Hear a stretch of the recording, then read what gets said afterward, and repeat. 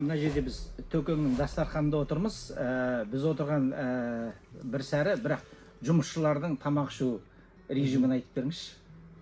Жұмысшылар таңертең 8:30-да завтрактарын ішеді, таңғы тамағын ішеді, ыстық тамақ жейді. Каша, молочный каша пісіріп береді, или рисовый каша. Сосын 11-де полный қайта ішеді. Полдник. Полдник емес, ланч. Соны кіреді, шайларын ішеді, жаңағы бауырсақ постоянно түсіп тұрады бізде, жаңағы бауырсағын жейді.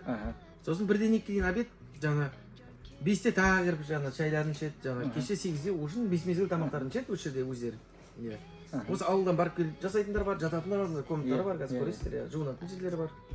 Таңертең келеді, жуынады, тамақтарын ішеді. 5 уақыт тамақ. 5 уақыт тамақтарын ішеді. 5 уақыт тамақ. Бірақ малға тамақ беріп тастайды, ең бірінші таңертең бергеннен кейін бар. Малдан кейін тамақ. Малдан кейін ішеді тамақ. Бірінші ішпейді, малдан бұрын бермейміз. Потому что біздің жаңа тамақ пісіретін тетеліміз деген. Тете Ирамыз бар, мынандай әдемі бауырсақ пісіреді. Өте вкусно.